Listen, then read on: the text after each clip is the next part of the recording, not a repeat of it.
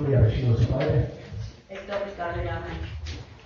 ¿Usted supo que él había sido víctima del terrorismo armado durante la última dictadura cívico-militar, víctima de los delitos?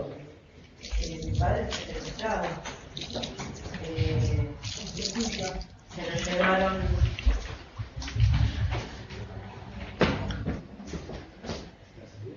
¿Me escuchás? Sí, se escucha. Sí. Mi papá fue secuestrado. Lo fueron a buscar. Primero fueron a mi casa. Estábamos ahí. Mi hermana Patricia, Carmen, que era su pareja, mi hermano Leandro, que tenía 1 año, y yo. Era la tarde más o menos, y vinieron, irrumpieron en mi casa, buscando a mi papá, revisando otras cosas. Mi papá no estaba. Mi papá se iba a la mañana a trabajar y venía a la noche. Él tenía su oficina en casa porque trabajaba en el sindicato. Y teníamos una especie de tienda, de negocio, donde lo fueron a buscar también. Y se lo llevaron. Ellos se quedaron con nosotros. Y parte de la gente que vino se llevó a mi papá. Se llevó a Carmen a buscar a mi papá. En realidad querían que fuera Patricia. Y Patricia ese día dijo, no, yo no. Y le obligaron a Carmen a que lleve donde estaba mi papá. Y tengo entendido que estaba en la cancha de bocha. En el lugar donde él tenía un negocio. Sé que se lo llevaron de ahí. La gente estuvo con nosotros revisando las cosas, haciendo preguntas. Yo tenía 8 años. Recuerdo hechos, no caras, como yo te dije. Recuerdo lo que nos decían, lo que nos preguntaban. Y como una nena de 8 años puede vivir esas cosas, ¿no? Y las consecuencias de eso. Mi viejo era un laburante, un excelente padre, un militante político. Y yo lo vi en la mañana cuando se fue. Y no lo volví a ver nunca más. Tengo entendido que por boca de su papá, que hizo una vía Scorpio buscándolo, y como mis abuelos también se lo llevaron, a los padres de él, lo soltaron.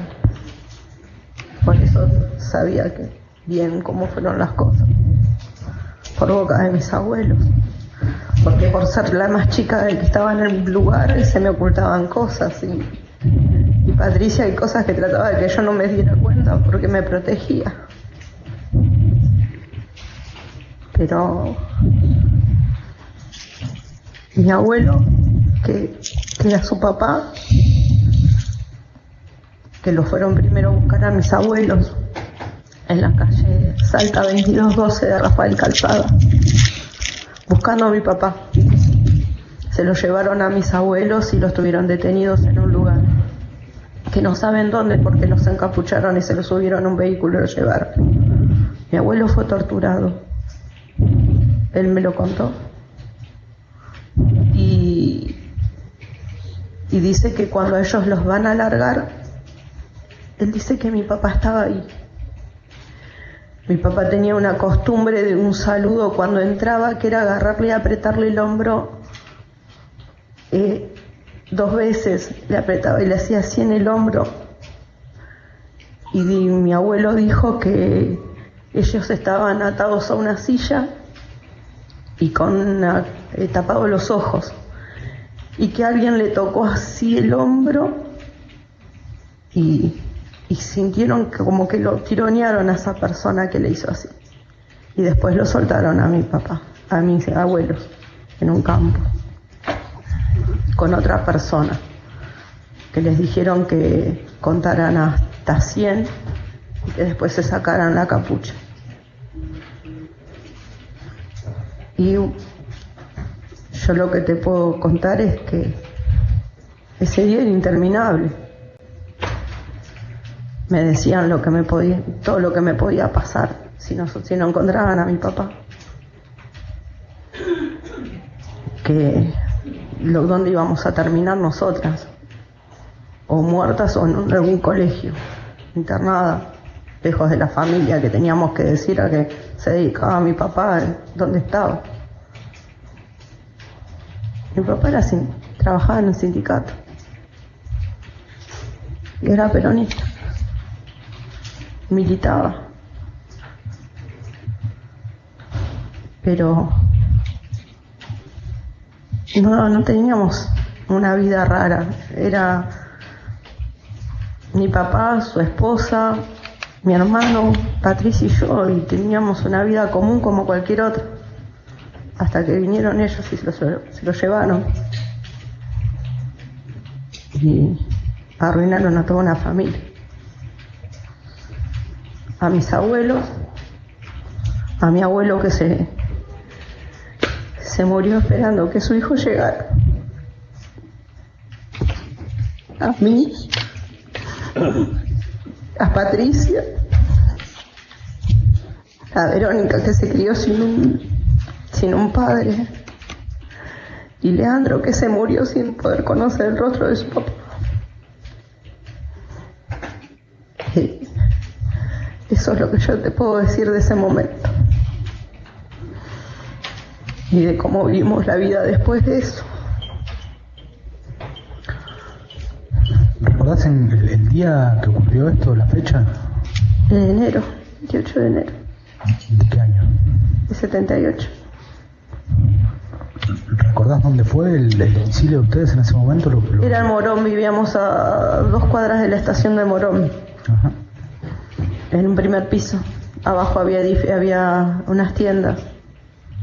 En el primer piso vivíamos, era todo un piso y vivíamos ahí, que estaba adelante de todo, estaba la oficina de papá, había una puerta y eso dividía el departamento de la oficina de mi papá, que no era de nosotros, era alquilado.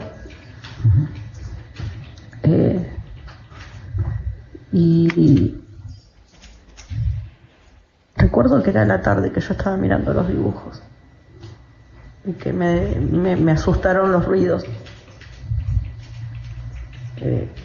Eso recuerdo. ¿Recordás algo más de ese episodio tan violento? Sí, me tenían sentada en la oficina de mi papá y le dijeron a Carmen que le iban a volar la cabeza a mi hermano si no decía dónde estaba mi papá. Que revisaban todo, que nos amenazaban.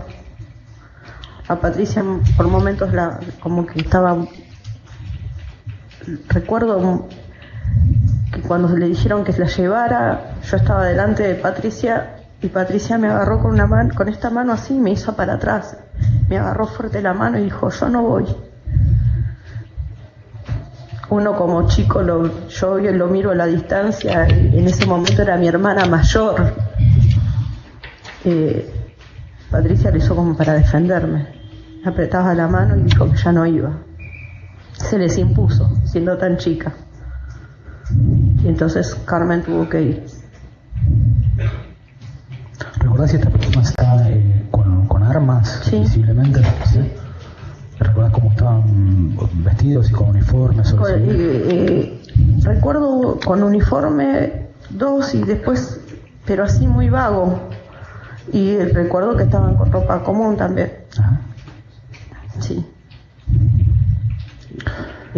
No, tenía 8 años. Bueno. Lo que supiste de lo que sucedió después con tu papá, ¿lo supiste a través de quién? De mi abuelo paterno, porque mi abuela trataba de que yo no lo supiera. De mis tías, de una tía que era la cuñada de mi papá. de mi mamá, porque ellos estaban separados, nosotros vivíamos con mi papá, pero mi mamá la fueron a buscar 3 veces y mi mamá no estaba en su domicilio. Entonces fui entendiendo lo que pasó. Que bueno, que fueron a buscar hasta al hombre que vendió la casa a mi abuela. Mi abuela paterna vendió una casa en Lanús y hasta ese pobre hombre lo fueron a buscar, buscando a mi papá. Entonces es como que fui atando cabos. ¿Eso quién te lo contó? Mi abuela. ¿Tu abuela? ¿Cómo se llama tu abuela? ¿Cómo se llamaba? Sara Margarita Ucha de Iramain. ¿Y tu abuelo? Mi abuelo era Ramón Iramain, Ramón Santiago Iramain. Él sí me contaba. Él quería que yo no me olvidara, él me pedía que yo me tenía que acordar. Cuando tu papá vuelva, vos contale todo lo que pasó, me decía. Él quedó muy mal de salud y al poco tiempo murió. Murió cuando yo tenía 11 años. Y hasta que él murió yo viví con mi abuela. Y él me contó lo que pasó. Me contó cómo se lo llevaron, cómo entraron a su casa. También el hermano de mi abuela no se lo encontró nunca más. De ese episodio no se supo si se fue o qué pasó, pero no se lo vio más. ¿Al hermano de tu abuela? Sí, que vivía con ellos. ¿Cómo se llamaba esta persona? No sé, yo lo conocía por el tío Pinturita, porque él se dedicaba a hacer arte. Era una persona que no estaba muy bien de su cabeza. Eso era lo que decía la abuela, estaba enfermo. Y él se dedicaba, había un galpón en la casa de la abuela y se dedicaba a hacer cosas, manualidades, y las vendía, y era un bohemio. Pero sí, estaba enfermo. Y cuando fueron a buscar a mis abuelos, él estaba ahí. Y cuando mi abuelo y a mi abuela la soltaron, mi tío ya no estaba. ¿Y nunca más supieron nada? No, no supimos nada. Mi abuela lo buscó por muchos lugares, porque él a veces se iba a vender sus cosas y hacía al otro día o a la semana. Y mi abuela estaba acostumbrada, pero mi tío nunca más apareció, desde ese día que se llevaron a mis abuelos. Todo lo que yo sé, lo sé por boca de él, que él sí me contaba y me recalcaba que yo me tenía que acordar.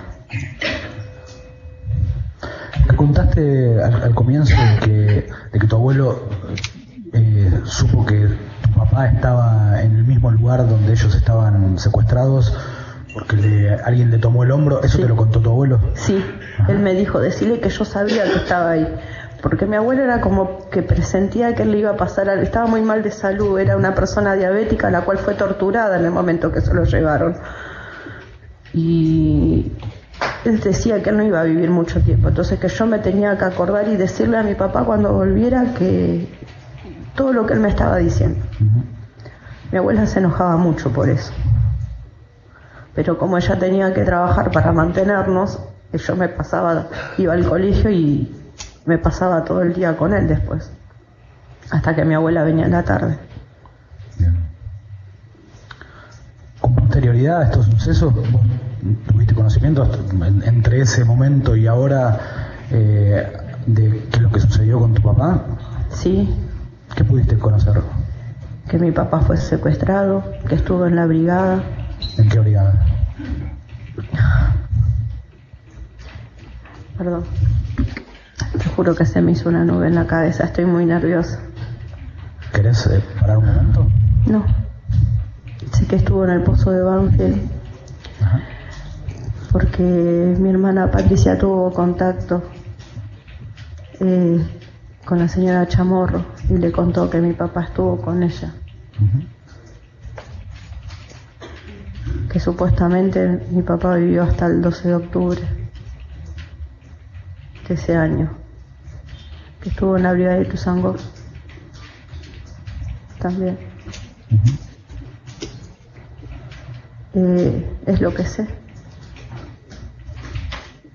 Bien. Dijiste que tu papá era un sindicalista y que estaba en el sindicato. ¿Recordás en qué sindicato era? Textil. El sindicato textil. Sí. Sí, en Avellaneda, porque iba para el Día del Niño y para las fiestas que hacían, siempre me llevaba. Venían sus compañeros a veces y venían a casa gente que los atendía. Hoy me doy cuenta que era gente que pertenecía al sindicato, afiliados o algo así. En casa había siempre folletos del sindicato o llegaban folletos, por ejemplo, si era para el Día del Niño o algo, la fiesta que hacían para los chicos, y era donde me llevaba a mí y a mi hermana, ¿no? Dijiste que él era peronista y que militaba. Sí. ¿Puedes saber en dónde militaba? Montoneros. Porque cuando vivía con mi abuela vino un hombre a mi casa. Yo ya tenía 14 años y vino un hombre y preguntó por mí, por Patricia y por mí. Patricia ya se había casado, no estaba con nosotros. Ese hombre le faltaban los dedos de una mano y me dijo que mi papá le había salvado la vida, porque cuando que volvió Perón, habían estado y una ráfaga de ametralladora a ese hombre le voló los dedos y mi papá lo subió a un auto y se lo llevó. Y él vino a decirme que lo que necesitara me contactara con él, y como mi abuela estaba trabajando, me dijo que estaba muy cansado, y yo inconscientemente, en ese momento mi abuela se enojó, que me dijo que era un inconsciente, lo dejé pasar y que se acostara. Y él me hablaba maravillas de mi papá y me dijo que él militaba con mi papá. Y cuando llegó mi abuela lo echó. ¿Recordás el nombre de esta persona? ¿Lo supiste? Sí, sé que era Carlos, pero no sé su apellido. Carlos, pero no sé su apellido. Yo me acuerdo que era Carlos porque era el mismo nombre de mi tío, el hermano de mi papá. Y ese hombre me contó que militaban juntos. Y la particular, me acuerdo que a él le faltaban así estos 4 dedos. Y me dijo, yo estoy vivo gracias a tu papá. ¿Y qué me dijo? Él como yo dábamos la vida por Perón. Pero él me salvó y él no está. Cuando llegó mi abuela no dejó que hablara más conmigo porque él estaba muy cansado. Y me pidió que por favor lo dejara acostar. Y cuando llegó mi abuela le dijo que se fuera, que no quería saber más nada. Pero ya había perdido mucho, su marido, su hijo y todo lo que había vivido, y no dejó que tuviera contacto con nosotros.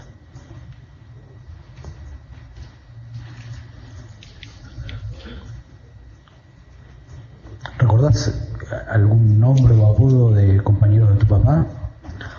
Sí, había un hombre que le decían el pequeño Tom, pero era muy alto, muy grandote, venía siempre a casa.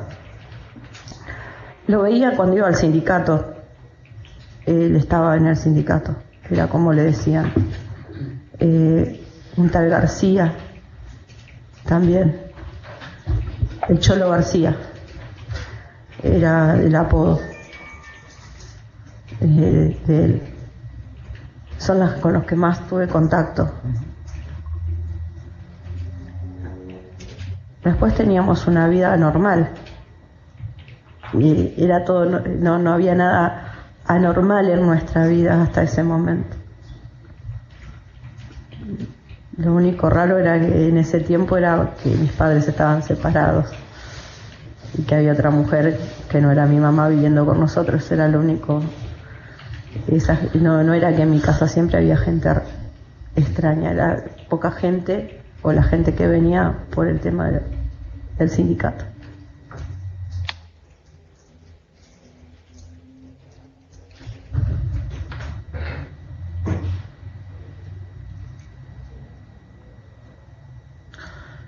¿Pudiste saber si tu abuelo paterno, como fruto de las torturas que vos contaste, tuvo alguna secuela? Sí.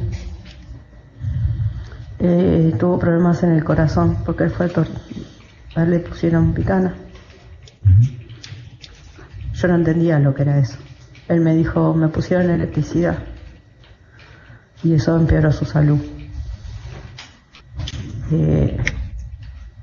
Andaba con su bastón y cada vez caminaba peor. Recuerdo bien que una vez se descompuso muy mal y el médico le dijo a mi abuela que también era a base de todo lo que había pasado, que ya estaba rendido. Al poco tiempo entró en un coma diabético y murió.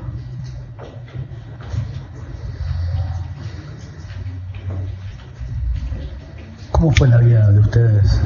¿Eran hermanos, hermanas, muy pequeños cuando ocurrieron los hechos? ¿Cómo fue la vida después con la ausencia de tu papá? Una película de terror. Patricia, como te dije, tuvo que crecer y trabajar, ayudar a mi abuela, vivir un poco en cada lado, con mi abuela, con mis tíos. No viví con mi mamá. Mucho tiempo me decían que no tenía que decir mi apellido. Y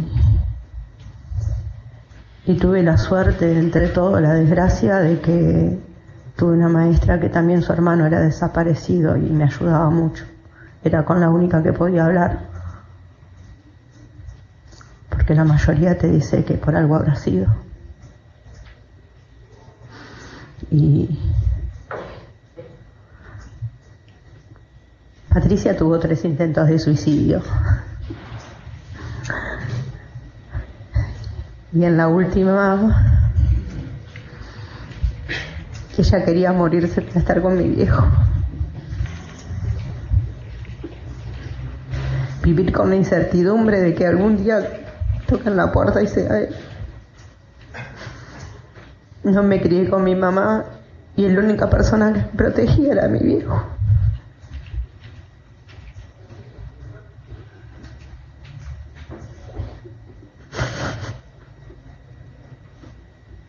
No pudo hacerlo.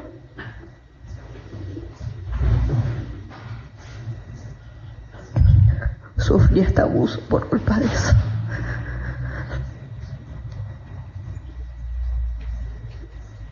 Y yo creí que tenía todo superado.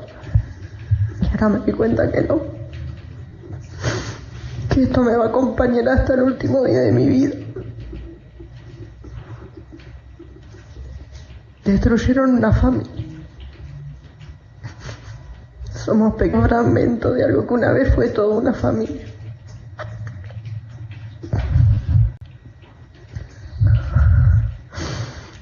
Lo único que te puedo decir es que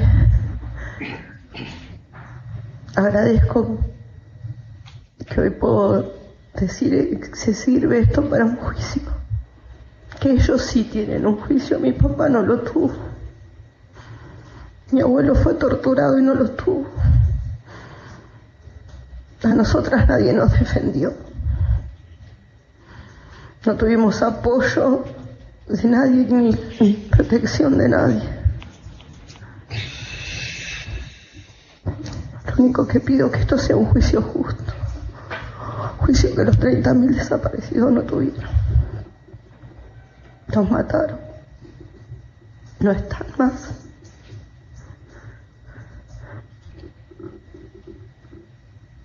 Dejaron secuelas horribles. La inseguridad, el miedo. El hacerme la fuerte cuando en realidad no lo soy.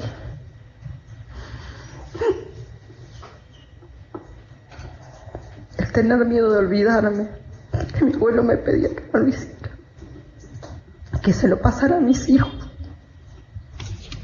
Que se lo contara a mi papá cuando iba a volver. Pero nunca va a volver.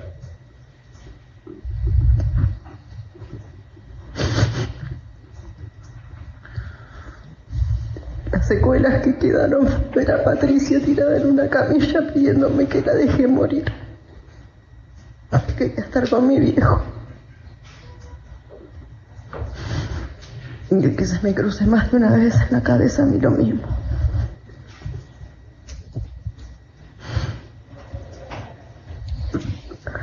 Eso es lo que me pasó. Nancy, yo no tengo más preguntas para hacerte. Te agradezco mucho haber venido a brindar tu testimonio. Gracias.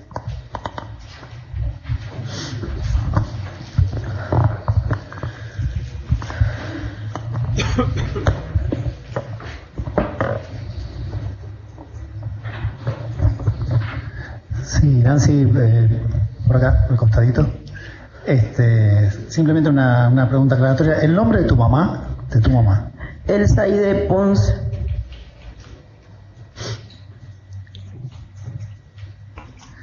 Vos mencionaste a un tío tuyo que no lo vieron nunca más. Sí. No recordás el nombre, pero era hermano de tu abuela. Era Ucha de apellido. Ucha. Sí, era Ucha de apellido. Para mí era el tío Pinturita, no, así lo llamábamos todos. ¿Qué edad tenía él más o menos cuando...? Y él era mayor que mi abuela. 3 o 4 años mayor que mi abuela. Y más o menos que... Mi abuela hoy tendría 90 años. Claro, era mayor. Bueno. Nada más por mi parte, gracias. Bien. ¿Alguna pregunta? No. ¿Preguntas? No. ¿Hay algo que, antes de dar por concluido el testimonio suyo, que nos quiera decir, que no le hayamos preguntado, que usted sienta la necesidad de decirnos? Que necesito que se haga justicia. Que necesito que todo lo que pasé, desde que se llevaron a mi papá y lo que pasó en nuestra familia, se pague. Porque como dije anteriormente, las personas tienen juicio. Las personas que causaron esto tienen juicio. Un juicio justo. Con ustedes que están ahí para juzgarlo. Mi papá no lo tuvo. Cuando entraron a mi casa y la destrozaron, tampoco lo tuvimos nosotros. Ni siquiera la gente que nos hizo daño después de todo eso. Y ellos tienen la posibilidad hoy de ser juzgados y hasta pueden llegar a salir en libertad quizás. Y mi papá no. Y yo tenía solamente 8 años. Patricia 14. Y mi hermano, que hoy, con el momento de morir, tenía 20 años, se crió sin un padre, sin saber quién había sido. Y mi papá, yo en ese momento lo veía grande, pero mi papá solo tenía 33 años, la edad que hoy mi hijo tiene. Y me doy cuenta que no era un tipo grande, que tenía una vida por vivir y se la sacaron. Y nos sacaron a nosotros la oportunidad de tener otra vida. Eso. Y que mi abuelo se murió esperando que su hijo llegara. Esperando que su hijo, que era la luz de sus ojos, llegara. Y pidiéndome a mí que recordara. Que no me olvide, porque era la única que no le pedía que se calle. Él se murió esperando que su hijo volviera. Como lo esperé yo, pero todavía sé que no va a llegar. Pero por lo menos la gente que lo hizo lo paga. Eso es lo único que quería decir. Bien, damos por terminado su testimonio. Muchas gracias. Muchas gracias a ustedes.